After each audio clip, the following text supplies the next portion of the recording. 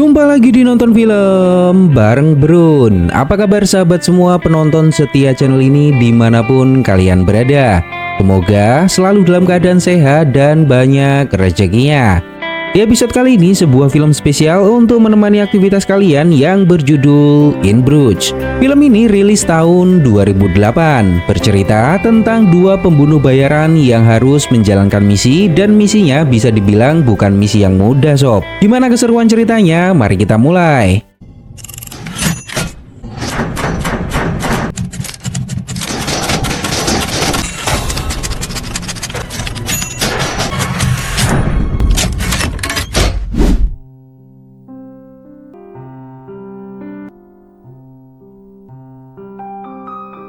After I killed them, I dropped the gun in the Thames, washed the residue off my hands and walked home to await instructions. Shortly thereafter the instructions came. Get the fuck out of London, you dumb Get to Bruges. I didn't even know where Bruges fucking was. It's in Belgium. Di awal kisah, dua pria bernama Ray dan Ken datang ke Brussels, Belgia. Mereka menyewa kamar hotel pribadi milik seorang perempuan bernama Mary. Dan kebetulan Mary ini sedang hamil sob. Ken ingin menyewa kamar selama 2 minggu dan Ray sedikit terkejut karena selama itu dirinya akan berada di sini. Ken memberitahu bahwa kita berdua akan tinggal di sini dan berkeliling sampai Harry menelpon. Ray bertanya bagaimana jika Harry tidak kunjung menelpon. Ray tidak mau berada di Brussels selama 2 minggu. Dia ingin segera kembali ke London. Ken mengajak Ray untuk berkeliling Brussels, namun terlihat jelas bahwa Ray tidak menikmati tempat ini karena Ray tidak suka Brussels dan dirinya tidak tahu apa tujuan Harry mengirim Ken dan Ray ke tempat ini. Mereka sampai di menara lonceng. Ken mengajak Ray untuk naik, namun Ray tidak mau. Lebih baik duduk di taman daripada harus naik ke menara. Akhirnya Ken pergi sendirian. Dia membeli tiket seharga 5 euro dan naik ke puncak menara. Saat Ray duduk, 3 orang berbadan gemuk mendekati Ray dan bertanya, apakah kamu pernah naik ke atas menara? Ray mengatakan pernah dan tidak bagus, padahal Ray baru datang sob. Ray juga secara terang-terangan mengatakan bahwa kalian tidak akan bisa naik ke atas karena badan kalian terlalu besar. Mendengar hal ini, mereka marah dan mengatakan Ray adalah pria kasar. Come on, leave it fast. You know you're just the rudest. Saat Ken kembali, Ken bertanya apa yang terjadi. Ray mengatakan mereka bertiga akan naik ke atas. Nah, ternyata Ken juga orangnya terus terang sob. Dia melarang mereka bertiga untuk naik ke atas karena memang sempit dan dengan badan sebesar itu tidak akan muat. Sontak mereka bertiga marah-marah. Ken heran dengan respon mereka, padahal Ken hanya memberi saran. Dan memang kondisi menuju atas menara melewati tangga kecil yang sangat sempit. Lalu mereka mendatangi sebuah bar memesan bir. Ray bertanya kenapa Harry menyuruh kita berlibur di tempat ini. Bagi Ray tidak ada keistimewaan di Brussels. Ken mengatakan bahwa kita tidak berlibur. Kita di sini menunggu telepon dari Harry untuk menerima instruksi berikutnya. Namun Ray keberatan dengan hal itu. Ray mengusulkan untuk menunggu selama 2 hari di sini. Jika Harry tidak menelpon, kita akan kembali ke London. Jika benar kita memang berlibur, setidaknya tidak di Brussels, namun di tempat lain. Karena Brussels hanya ada coklat dan pelecehan anak. Ken menegaskan bahwa keberadaan kita di sini bukan untuk sebuah tugas, namun memang benar-benar untuk berlibur. Harry menugaskan Ken untuk menyembunyikan Ray karena kesalahan tugasnya, dan di Brussels lah tempat yang cocok sekalian berlibur. You don't even know we're not here in the job. Here in Bruges? On a job? Yeah. Why do you think it might be? Don't think it. Go take him to hideout. Go take him to hideout. It is a bit over elaborate, but we haven't got any guns. Harry can get guns anywhere. He's not gonna ring tonight.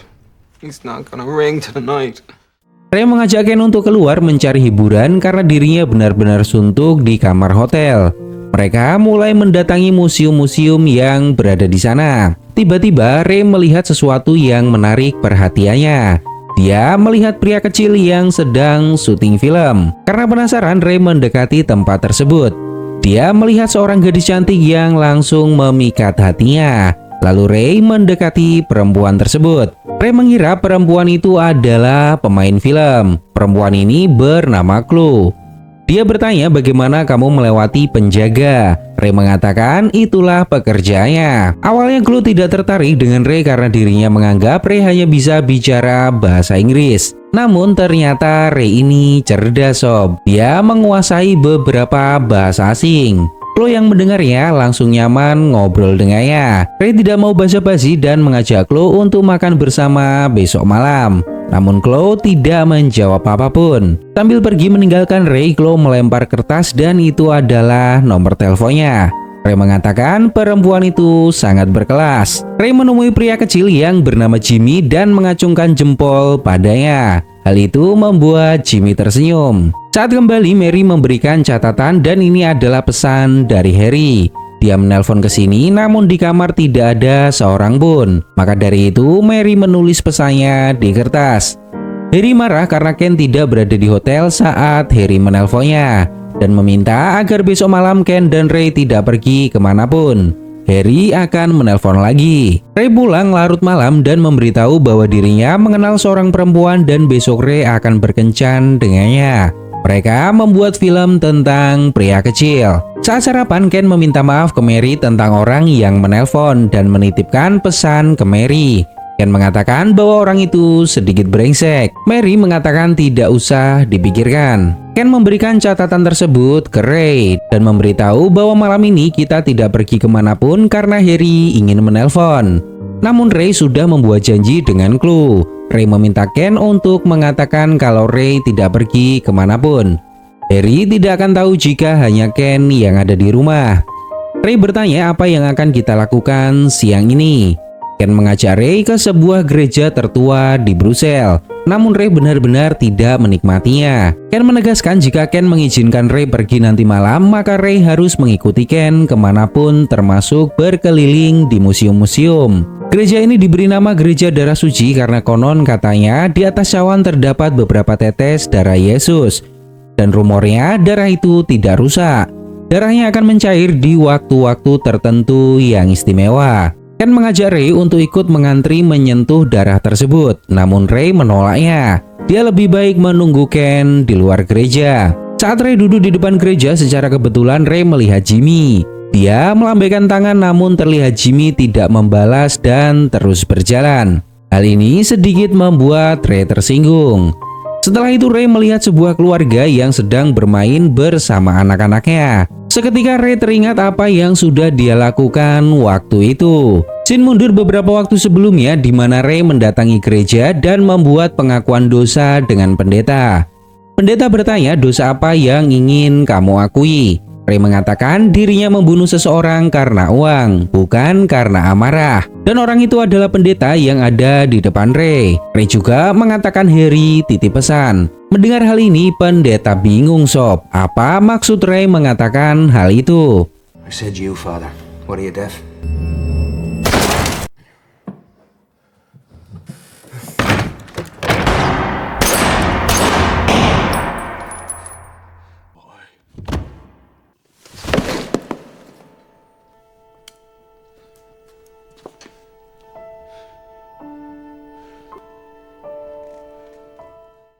Dan ternyata sob, setelah Ray menembak beberapa kali pendeta, pelurunya menembus tubuh pendeta mengenai kepala seorang anak kecil yang sedang berdoa. Hal ini benar-benar tidak pernah terbayangkan oleh Ray. Ray membaca kertas doa yang dibawa anak tersebut dan isinya mengatakan bahwa anak ini sedang sedih dengan apa yang dia alami hari ini. Seketika seluruh tubuh Ray bergetar sob. Dia tidak percaya baru saja telah membunuh seorang anak kecil tanpa dosa. Lalu segera Ken mengajak Ray pergi dari tempat itu sebelum orang lain datang. Kembali ke waktu utama, sekarang kita tahu bahwa Ray dan Ken adalah seorang pembunuh bayaran. Dan Harry adalah orang yang memberi mereka instruksi. Kedatangan mereka ke Brussels adalah dalam rangka pelarian setelah pembunuhan yang terjadi. Ken mengajak Ray masuk ke dalam sebuah museum melihat lukisan. Salah satu lukisan menarik perhatian Ray. Dia bertanya apa maksud lukisan ini. Ken mengatakan ini adalah lukisan yang bercerita tentang hari penghakiman, ketika manusia dihakimi atas perbuatan yang mereka lakukan selama hidup, untuk memutuskan kemana manusia akan pergi ke surga atau neraka. Ken mengatakan bahwa dirinya terus berupaya untuk berbuat baik, namun dirinya tidak memungkiri kalau Ken juga pernah membunuh orang. Namun orang yang Ken bunuh bukanlah orang yang baik kecuali satu orang, yaitu kakaknya Denny. Waktu itu dia hanya melindungi adiknya, namun Ken tetap membunuhnya. Di sini Ray benar-benar merasa terpukul sob. Dia terus mengingat di mana dirinya membunuh anak kecil tak berdosa. Ken mengatakan bahwa kejadian itu tidak disengaja. Ray tidak punya niatan membunuh anak itu. Ray mengatakan jika Ray tidak datang ke gereja melakukan tugas, maka anak itu masih ada hingga sekarang. Yang jelas anak itu meninggal karena Ray. Dan ini tidak akan pernah bisa terlupakan seumur hidup Ray kecuali Ray meninggal. Ken meminta Ray untuk tidak berpikiran seperti itu. Masih banyak yang bisa Ray lakukan untuk menebus kesalahan itu dengan berbuat baik ke anak-anak yang lain. If it's you or him, if you come at you with his bare hands, that Happens too. I mean, what if you knew karate's like? What's a lollipop man doing on fucking karate? What's a 50-year-old lollipop man doing on fucking... Jesus, Ken. I know what you're trying to talk about. You keep bringing up fucking lollipop man. I know I didn't mean to. But because of the choices I made, that I put into action, a little boy isn't here anymore. I'm in here in the world, not here in Belgium. Well, you'll never be here in Belgium either, will you? I mean, don't know why. He's dead because of me. Malam harinya Ray pamit pergi berkencan. Dia bertemu Chloe di sebuah restoran. Chloe bertanya, apa pekerjaanmu? Ray mengatakan membunuh orang untuk uang. Ray bertanya balik, apa pekerjaanmu? Chloe mengatakan menjual obat untuk kru film. Mereka sama-sama tertawa mendengar jawaban masing-masing dan mengira bercanda dengan hal tersebut. Ray juga memberitahu bahwa siang tadi Ray bertemu dengan Jimmy. Namun dia tidak menjawab lambaian tangan Ray. Hal itu membuat Ray kesal. Chloe mengatakan mungkin Jimmy sedang dalam pengaruh obat. Orang yang duduk di samping mereka mulai terganggu dengan asap rokok Chloe. Saat Chloe pergi ke toilet, pria itu mengatakan kurang ajar. Dan secara kebetulan Ray mendengarnya. Dan inilah yang terjadi sob. He pauses even though he should... I am talking to you. Blowing cigarette smoke straight into myself and my girlfriend. It's a smoking section. I don't care if it's a smoking. She directed it right in my face, man. Uh-huh. Isn't that what the Vietnamese... Vietnamese? What are you talking about? Vietnamese! I'm saying it over and over. Have any relevance whatsoever to myself? Tell me how saying... That's for John Lennon. You... A bottle! Now don't bother.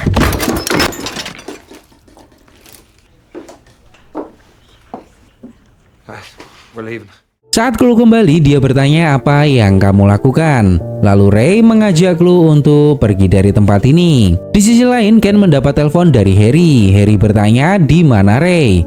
Ken mengatakan sedang di kamar mandi. Nah, di sini Harry tiba-tiba menyuruh Ken membuat Ray pergi dari rumah untuk sementara waktu. Tapi jangan sampai Ray curiga.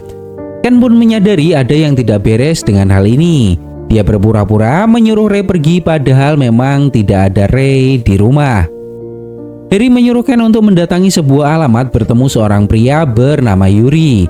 Dia akan memberi sebuah pistol ke Ken. Dan tugas Ken adalah membunuh Ray. Ray tidak bisa pergi begitu saja setelah membunuh anak kecil.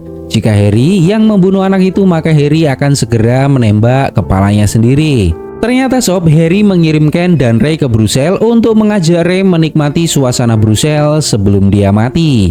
Biar bagaimanapun, Ray harus bertanggung jawab atas perbuatannya. Kita semua tidak membunuh anak kecil. Saat Ray sedang berduaan dengan Chloe, tiba-tiba seorang pria bernama Eric menodongkan pistol dari belakang ke Ray. Tapi dia nggak tahu siapa Ray sob. You from fucker and you think it's okay to come. I didn't know she had a boyfriend. Anyway, ask her. I'd only put... Put the gun down. Get down on your knees and Don't start being silly. get down on your. Exactly at what skinhead suddenly became punk. Used to be you were a skinhead, you just went Pakistani 12-year-olds. Ray merebut pistol itu dan ingin menembak Eric. Tapi Chloe mengatakan pistol itu tidak berpeluru. Don't. Do you fucking... Karena Eric membawa pisau, Ray menembakkan pistol tanpa peluru dari jarak dekat ke mata Eric. Ray bertanya apa yang terjadi di sini. Ternyata sob, Eric adalah mantan kekasih Chloe dan mereka berdua bekerja sama merampok para turis baru. Tapi apes yang mereka rampok pembunuh bayaran. Ray merasa tertipu oleh Chloe, namun Chloe mengatakan bahwa Chloe tidak merencanakan perampokan untuk Ray karena Chloe benar-benar suka dengan Ray. Chloe meminta izin untuk mengantar Eric ke rumah sakit. Saat Chloe pergi, Ray menggeledah kamar Chloe. Dia menemukan obat-obatan yang disimpan olehnya. Ternyata benar, Chloe adalah seorang pengedar. Ray juga menemukan peluru yang disimpan di lemari. Lalu Ray mengambil semuanya dan segera pergi dari tempat tersebut. Di bar, Ken melihat Jimmy bersama dengan seorang perempuan. Ken mengatakan, "Kekasihmu cantik sekali." Jimmy memberitahu bahwa perempuan itu bukan kekasihnya, namun perempuan malam yang dia bawa dari jalanan. Beberapa waktu kemudian, Ray datang ke bar. Ken bertanya, "Bagaimana kencanmu?" Ray memberitahu bahwa semuanya berantakan. Mereka adalah sekumpulan rampok turis, namun Ray sudah membereskannya dan Ray menemukan banyak obat di rumah Chloe. Ken meminta obat tersebut ke Ray, dirinya ingin menggunakannya. Ray bertanya, "Bukankah kamu sudah berhenti?" Ken mengatakan tidak peduli dengan hal itu, Ken hanya ingin memakainya kali ini. Lalu Ray melihat Jimmy di sebuah meja. Ray bertanya kenapa waktu itu Jimmy tidak membalas lambaian tangannya. Jimmy meminta maaf karena waktu itu Jimmy sedang dalam pengaruh obat. Dia tidak memperdulikan siapapun yang ada di dekatnya. Akhirnya Ray mengajak Jimmy untuk menghabiskan obat yang Ray bawa.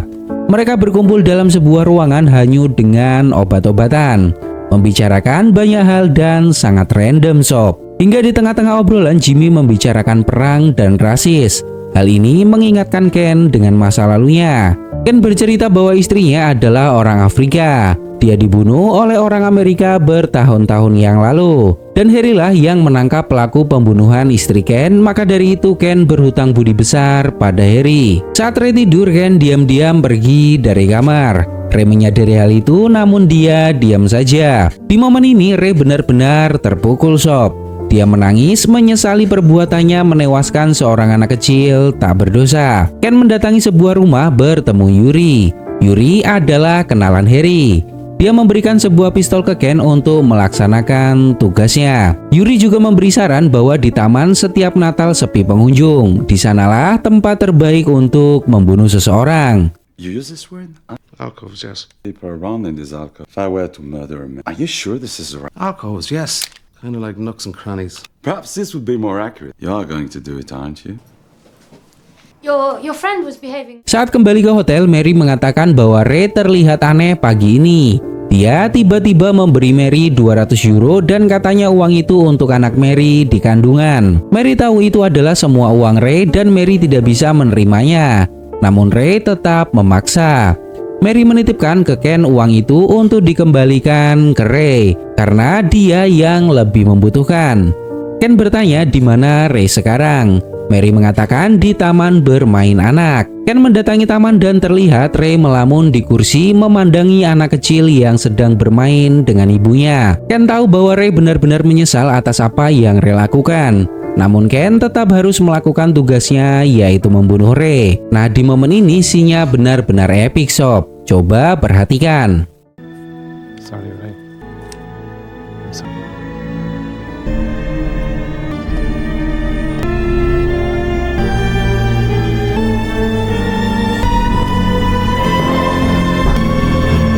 Ray, don't!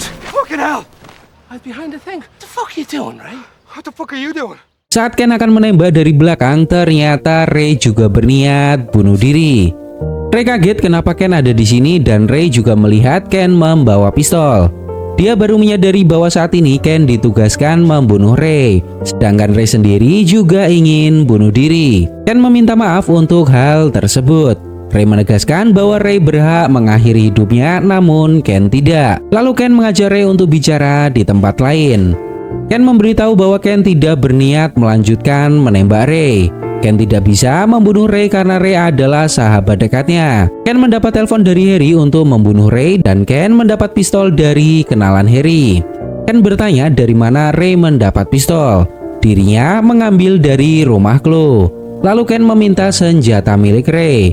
Ken tidak akan membiarkan Ray melakukan hal itu lagi. Ken menyuruh Ray pergi dari Brussels untuk mencari tempat baru. Ken juga sangat yakin bahwa Ray tidak berniat untuk bunuh diri.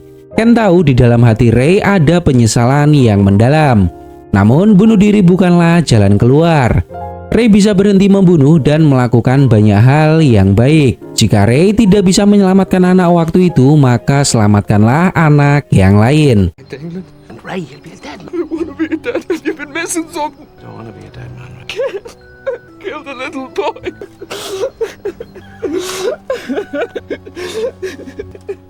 Unsaved, innit? Just go away somewhere. You're not going to help anybody dead. What am I going to be, a doctor? Saat kembali ke rumah, Ken menemukan surat yang ditinggalkan Ray di kamar mandi. Surat itu isinya begini, Sob. Aku akan ke taman agar kamu tidak perlu membersihkannya. Mendapati hal ini, Ken sangat yakin bahwa Ray benar-benar ingin mengakhiri hidupnya dan tidak mau meninggalkan masalah baru untuk Ken. Ken memberitahu bahwa sebenarnya tujuan kita dibawa ke Brussels adalah untuk memberikan hiburan ke Ray sebelum Ray dibunuh. Ray tertawa mendengar hal ini karena Ray sama sekali tidak suka berada di Brussels. Ken mengantar Ray ke stasiun untuk pergi menggunakan kereta. Ken berpesan agar Ray tidak melakukan hal yang sama dan berubah menjadi orang yang lebih baik. Ray bertanya bagaimana dengan Harry. Ken menegaskan akan mengurusnya. Lalu Ken menelpon Harry di stasiun. Ken mengatakan bahwa saat ini dirinya berada di stasiun dan Ray sudah pergi naik kereta. Ken tahu Harry tidak akan suka. Ken berpesan jika Harry akan menyelesaikan ini dengannya, maka Ken akan memberikan alamatnya di Brussels. Pria ini adalah Harry benar-benar sangat marah mendengar kabar dari Ken.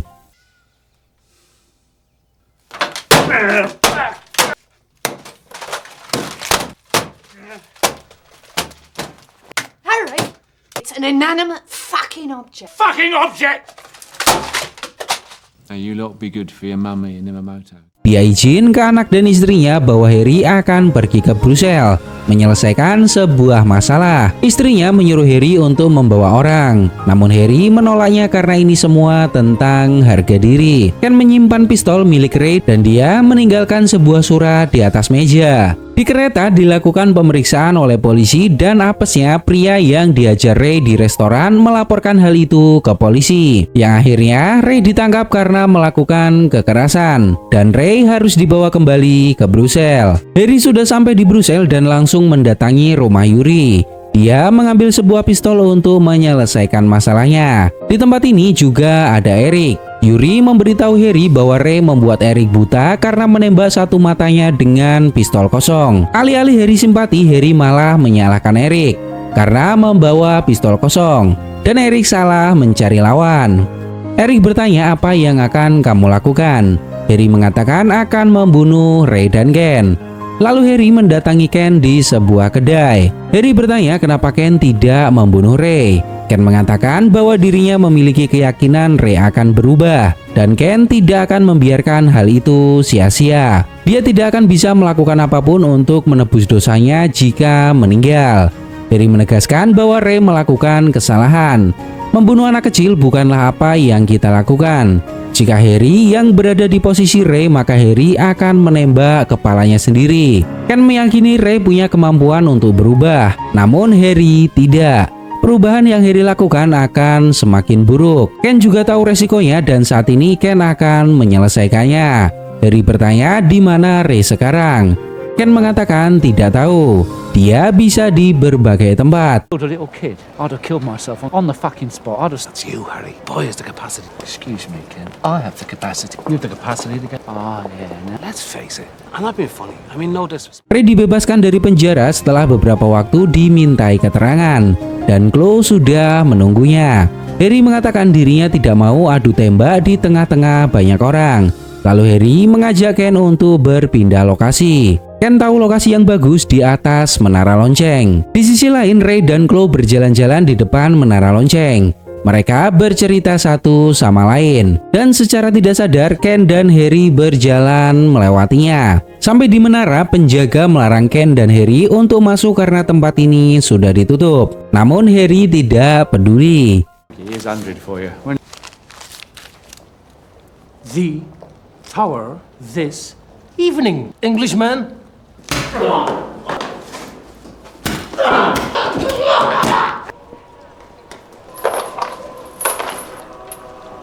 Eric juga tiba-tiba muncul di tempat ini, Sob. Dia melihat Harry masuk ke menara lonceng. Dia yakin akan terjadi sesuatu, namun Eric membiarkannya. Jimmy mendatangi Ray menggunakan sebuah kostum anak sekolah. Jimmy memberitahu bahwa dirinya akan melakukan syuting lagi. Di atas menara, Ken dan Harry sama-sama mengeluarkan pistol untuk adu tembak demi harga diri.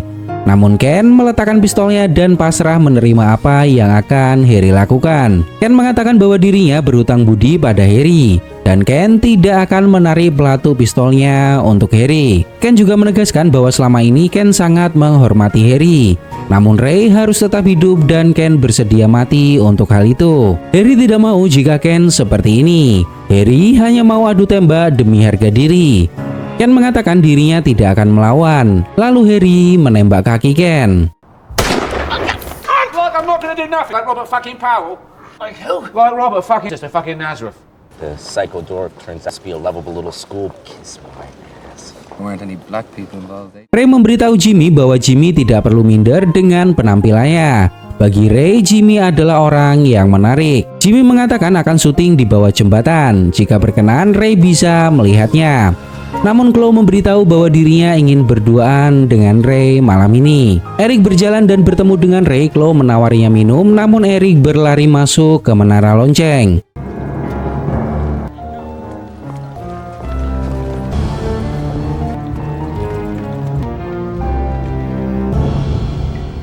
Di sisi lain, Harry membawa Ken untuk turun ke bawah. Lalu Eric memanggil nama Harry. Eric mengatakan dirinya melihat Ray ada di bangku taman saat ini.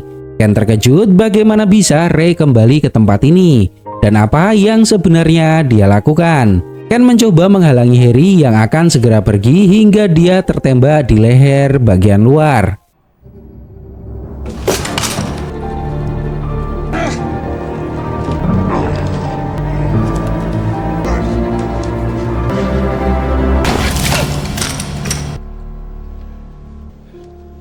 Harry mengatakan bahwa kita semua tidak bisa bebas begitu saja setelah membunuh anak kecil. Lalu Harry segera pergi mencari Ray. Di sisa-sisa tenaga, Ken membawa pistolnya merangkak naik ke atas menara. Nah, di sini nih apa yang Ken lakukan benar-benar di luar dugaan, sob. Dia menjatuhkan koin dari atas agar semua orang di bawah menghindar. Lalu ini yang terjadi, sob. When the clay at the dawn.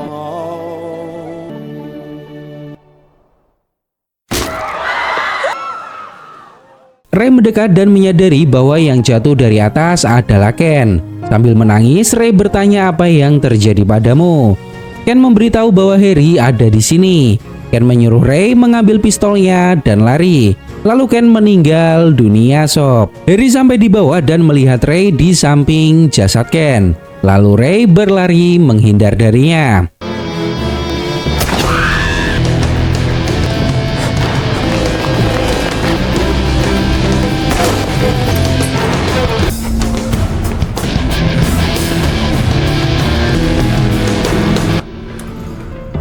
Ray pulang ke hotel dan meminta kunci ke Mary. Di sisi lain, Harry kehilangan jejak Ray. Namun Harry tahu di mana Ray berada. Harry menuju rumah penginapan yang Ken tempati. Ray menemukan pistol miliknya yang disimpan oleh Ken. Dia juga menemukan surat yang ditinggalkan oleh Ken. Ray menyadari itu adalah surat perpisahan. Lalu tiba-tiba Harry datang membawa pistol. Dan salutnya, Mary tidak takut dengan hal itu, sob. Mary melarang Harry untuk naik. Ray memberitahu Mary untuk membiarkan Harry naik. Dan Ray meminta Harry untuk tidak menembak sebelum Mary keluar dari tempat ini berlindung. Namun Mary tidak mau. Tempat ini adalah miliknya. Dan Mary tidak akan membiarkan siapapun bertindak semaunya di tempat ini. Karena mereka sama-sama tidak mau melukai perempuan hamil, akhirnya Ray menyuruh Harry untuk keluar. Ray akan keluar lewat jendela dan terjun ke sungai dalam hitungan ketiga. Dan Harry bisa menembaknya di ujung sungai. Secara kebetulan ada perahu lewat. Ray melompat ke perahu, namun apesnya pistol miliknya jatuh ke sungai. Dari jarak yang cukup jauh, Harry menembak Ray dan mengenai perutnya. Way too far away.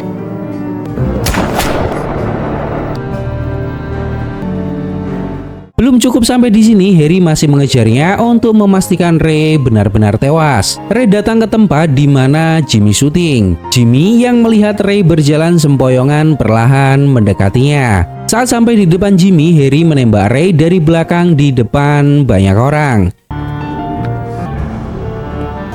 That's right, the little boy.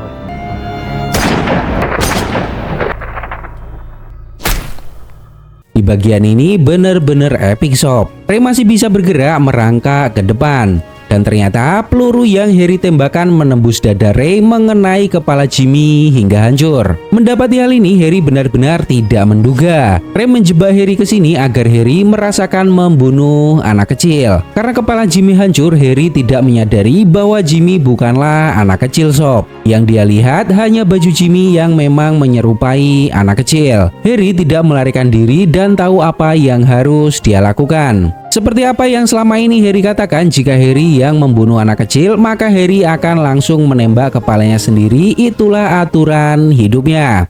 Got to stick to your principle.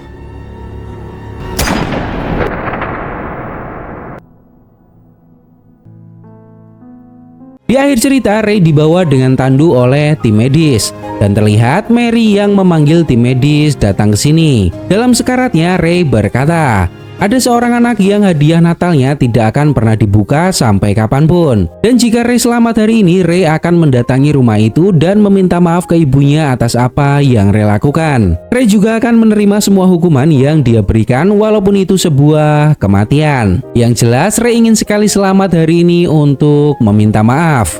Gimana menurut pendapat kalian tentang film ini sob? Semoga terhibur dan sampai jumpa.